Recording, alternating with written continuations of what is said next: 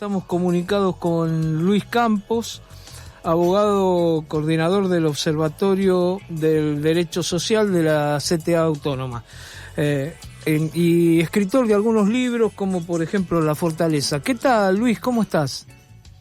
Hola, ¿qué tal? ¿Cómo están ustedes? ¿Qué tal? Bien, muchas gracias por atendernos. Bueno, estábamos viendo los datos. ¿Qué reflexión te dan estos datos que conviene más trabajar en negro que trabajar en blanco, digamos? ¿Qué reflexión tenés para esto? No, la información oficial no dice precisamente que convenga más trabajar de manera no registrada que de manera registrada. Bueno, pero que aumentaron más los sueldos, ¿no? ¿Qué dice? A ver, ayer salieron los datos de Sí. índice salarial del INDEC, Sí. que incluye información sobre el salario en el sector formal y también incluyen datos del salario en el sector informal, es decir, trabajadores no registrados, que efectivamente viene dando desde hace mucho tiempo muy por encima de la inflación. Lo que pasa es que eso está mal construido. Tiene problemas serios en términos de la metodología y la fuente que se utiliza para calcular ese dato, así que lo más utilizarlo. Sí. Y no porque esté inflado artificialmente, sino porque realmente no. A ver, cuando el INDEC publica el dato salarial, ese dato salarial se compone de 3 indicadores. Sí. El dato del salario del sector formal registrado, del sector privado registrado, que surge de encuestas que se hacen a las empresas. O sea, hay puestos testigos, se le pregunta a las empresas qué salario horario pagan por esos puestos testigos y con eso se hace un índice salarial. Luego, el sector público se hace un procedimiento similar, se le consulta a las direcciones de estadística, a las secretarías de trabajo provinciales, a las provincias se le pregunta. Sí. Y con la información que brindan las provincias se calcula ese índice salarial para el sector público. En cambio, para el sector privado no registrado, sí, lo que se hace es se le pregunta a las personas, en la encuesta permanente de hogares. Con lo cual las fuentes de las 3 series son distintas. El INDEC usa para privados no registrados, para el sector informal, la EPH, y para los otros 2 encuestas que le hace a las empresas y a los gobiernos provinciales. Si miramos qué dice la EPH respecto del salario de los trabajadores informales, vemos que efectivamente en los últimos 2 años ganó por mucho la inflación, pero por muchísimo. Y uno, ese dato lo tendría que tomar con muchas pinzas porque es muy antiintuitivo pensar que los trabajadores no registrados le vienen ganando por mucho a la inflación. Ahora, ¿qué dice la información de la EPH sobre los salarios del sector privado? Que también le ganaron por mucho a la inflación. Incluso en el sector público. En el sector público en realidad dice que empataron contra la inflación. En un contexto donde la información que brindan las provincias habla de una caída medio de casi 20% en términos reales.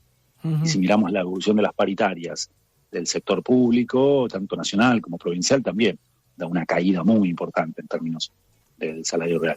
Lo mismo en el sector privado. Los datos salariales que surgen de la EPH para el sector privado registrado dan un crecimiento muy importante en términos reales, que no se condice con la información que surge de otras fuentes, de la información que brindan las empresas, de la información que surge de las declaraciones juradas que se presenta, que los empleadores presentan todos los meses a la FIP, del resultado de las paritarias. Así que yo lo que diría es, los datos que provienen de EPH en materia salarial son datos que hay que tomarlos con mucha prudencia y te diría, más bien no habría que utilizarlos porque por lo menos son muy antiintuitivos y en los que tenemos forma de contrastar con otras fuentes, sector público, sector privado registrado, lo cierto es que dan muy diferente de otras fuentes que son bastante más precisas. Así que te diría, para el sector informal en materia salarial estamos medio a ciegas, no hay mucha información de la cual agarrarse como para saber qué puede estar pasando en materia de ingresos del sector más postergado del mercado laboral. Claro, no, porque a mí me llamaban la atención los números. Dice que con estas fuentes que vos cuestionás, que el 69,6% habían tenido de aumento contra el 29,3 en el sector privado, el 29,6 en el sector público. Entonces, la verdad que daban una cifra realmente para tener en cuenta, sobre todo por el tema de que hay mucha gente que pareciera, hay gente que se siente obligada a trabajar el negro y hay gente que pareciera que no quiere aportar, ¿no? Hay jóvenes que vos le decís, le mostrás una foto de cómo está hoy un jubilado y dice, yo para esto voy a aportar, ¿no? ¿Qué análisis hacen ustedes desde el Observatorio Social? Sí, un trabajador es muy raro que elija trabajar de manera no registrada. No digo que no haya casos, pero en general los puestos de trabajo no registrados son puestos de trabajo con salarios más bajos, sin protección de la seguridad social. Si te informás no cobrás, no tenés vacaciones pagas, no tenés aguinaldo, no tenés licencia de ningún tipo. Entonces es raro que haya trabajadores que elijan trabajar en esas condiciones. Te diría más bien todo lo contrario, es el empleador el que impone esas condiciones. De vuelta, no quiere decir que no haya algún caso suelto. ¿Y los cuentapropistas? ¿Los cuentapropistas? Esa es otra categoría. Claro.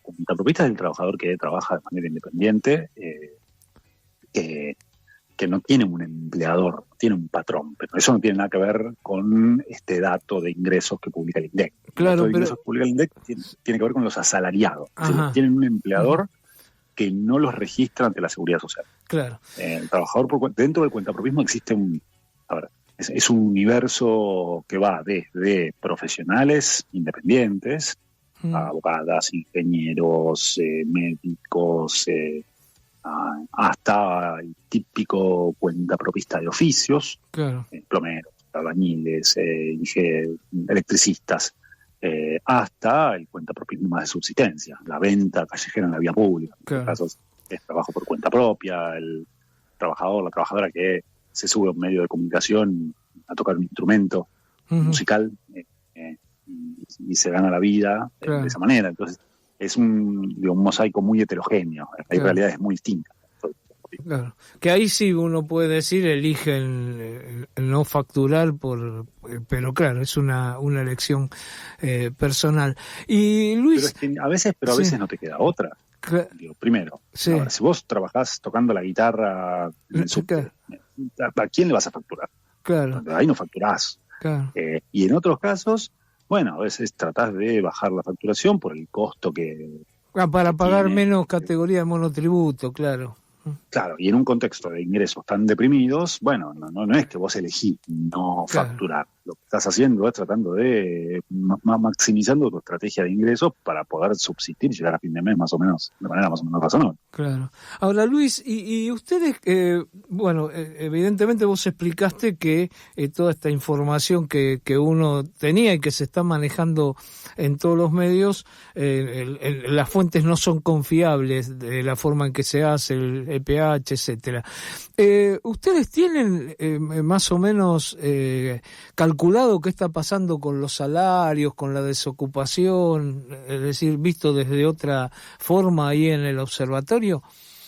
A ver, en materia salarial, la información que manejamos es la información correspondiente al sector formal, que es la mitad de la fuerza laboral del país. Sí. Y lo que da cuenta es que hay una caída muy fuerte del salario en los primeros meses del 2024, luego en el sector privado eso se fue recuperando, todavía está abajo de los niveles de fines del 2023, aproximadamente un 3,5% abajo, no es una caída tan importante, pero durante todos estos 2 años, durante estos 2 años y medio, el salario estuvo por debajo de los niveles que dejó el gobierno anterior, que ya eran niveles muy bajos en términos históricos. En el sector público lo que tuvimos es una caída salarial brutal, una caída salarial de una magnitud importantísima. En el caso del sector público nacional, supera el 35%. La caída salarial en términos reales es una catástrofe en materia de ingresos. En promedio, el sector formal de la economía, los trabajadores perdieron alrededor de un 9% de salario, incluyendo el sector privado y el sector público, es una caída muy fuerte en materia salarial. Y en materia de empleo lo que vemos es una destrucción generalizada de puestos de trabajo, tanto en el sector público como en el sector privado. Estamos hablando de un poco más de 300.000 puestos de trabajo que se perdieron Se perdieron el sector formal en estos últimos 2 años y medio, que se compensó por un aumento de la ocupación del sector informal. Lo que viene creciendo mucho son los asalariados no registrados y fundamentalmente el empleo por cuenta propia en condiciones informales. Que eso viene creciendo mucho en estos últimos 2 años y medio y explica por qué la tasa de desocupación no sube más de lo que estamos viendo. Ahora, el gobierno dijo que, por ejemplo, el tema siempre recurrente es justamente el asalariado informal, ¿no? Dijo que, bueno, que la reforma laboral iba a traer más trabajo en blanco. ¿Es muy temprano todavía para ver eso o ya se puede decir que directamente eso no va a existir así? Para ver los efectos de la última reforma laboral, es decir, se aprobó a principios de este año, que entró en vigencia el mes de marzo, sí, todavía es muy temprano. Todavía no tenemos datos como para ver qué puede haber pasado luego de la entrada en vigencia de la reforma laboral que aprobó el Congreso este año. Pero recordemos que el gobierno ya aprobó una reforma laboral en el Congreso. La ley bases, claro, sí, al comienzo. Claro. Sí. Que esto fue a mediados del 2024 y esto ya lleva casi 2 años, la ley bases. Y el discurso que se usaba era el mismo. Vamos a aprobar esta ley para mejorar los niveles de ocupación formal, para reducir la informalidad. Bueno, los datos oficiales desmienten rotundamente esa afirmación. Desde que se aprobó la ley bases hasta ahora, lo único que pasó en el mercado laboral fue el crecimiento de la informalidad y una caída de los puestos de trabajo registrados. Así que te diría, si yo tuviera que apostar, te diría que con la ley de reforma laboral va a pasar lo mismo. De todas maneras, esto va a depender fundamentalmente de lo que pase con la actividad económica. Si la actividad económica sigue como hasta ahora, es decir, creciendo en sectores que no demandan fuerza de trabajo, no vas a tener un crecimiento del empleo formal. Si la actividad económica empieza a recuperarse por el lado de los sectores más ligados al mercado interno, sectores que demandan mayor cantidad de trabajadores, bueno, ahí sí podría haber un aumento del empleo, pero bueno, eso no tiene que ver con la legislación, sino más que ver con lo que pasa con la actividad económica. Claro, es decir que claro, todo depende de la actividad económica. Lo que parecería, por lo menos lo que dice el gobierno, que donde va a crecer está Vaca Muerta, está todo lo que tiene que ver con el extractivismo y está el campo que cada vez tiene más récord, va aumentando las cosechas. Pero esto no derrama, ¿no? No, esos son sectores capital intensivos, son sectores que demandan mucha inversión de capital, pero que no demandan mucha gran cantidad de fuerza de trabajo. Claro. Así que por sí solos son sectores que no van a crear muchos puestos de trabajo, o por lo menos no los necesarios para dar cuenta de las necesidades de 47 millones de argentinos, 21, 22 millones de trabajadores, trabajadoras que están en el mercado laboral. La minería, la energía, el petróleo, la agroindustria a gran escala son muy importantes para el desarrollo económico de un país como Argentina, pero no te van a resolver por sí solos los problemas y las necesidades del mercado laboral. Y para terminar, Luis, el tema jubilados, ¿ustedes qué evaluación tienen? Porque también el gobierno ha sacado hace unos meses que las jubilaciones de aportes habían aumentado con la nueva fórmula de ajuste, mientras que la que no había crecido es la que tiene bonos, la mínima. ¿Qué ven ustedes en esto? Ahí el gobierno usa y se aprovecha de una licuación muy fuerte de las jubilaciones y pensiones que se realizó durante el año 2023, durante el último año de la gestión de Alberto Fernández. Con lo cual ya agarró las jubilaciones en niveles históricamente muy bajos, y a partir de ahí, sí, efectivamente en algunos grupos hay una leve recuperación, pero de vuelta, recuperación contra los mínimos históricos.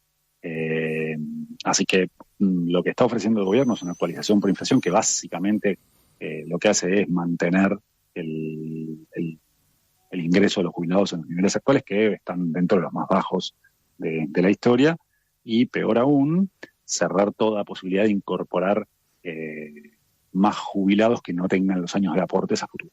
Me parece que ese es un problema que con el paso del tiempo se va a ir incrementando, porque crecimiento de informalidad implica muchos trabajadores que no van a tener años de aporte para poder jubilarse, y el gobierno claramente está diciendo que esa puerta la va a mantener cerrada. Claro. Hasta ahora lo que se ha visto en las políticas, no de este gobierno, ya viene de antes, es que el jubilado medio mantiene al que no se puede jubilar, ¿no? Sería más o menos así la distribución de que se hace en las jubilaciones. Es decir, se le saca al que gana poco para darle al que no gana.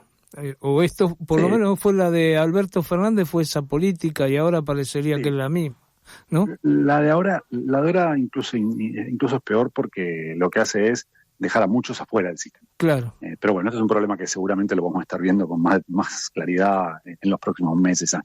Claro, bueno, es un cóctel esto, porque si no hay aportes, tendría que estar evaluándose de dónde sacar, hacer algún convenio, como hizo en su momento Noruega, o como hizo España, de decir, o Suecia, como de dónde sacar la plata para los jubilados, porque sabemos todo que ya no, el 3-1 no va más, ¿no? No es mi expertise, no es mi campo como para hablar de políticas jubilatorias en términos tan generales, pero sí, claramente vamos a tener un problema muy serio a resolver. Claro. Bueno, Luis, yo como siempre te agradezco mucho por la comunicación, fuiste muy amable. Dale, abrazo grande, que tenga un buen día. Un abrazo grande.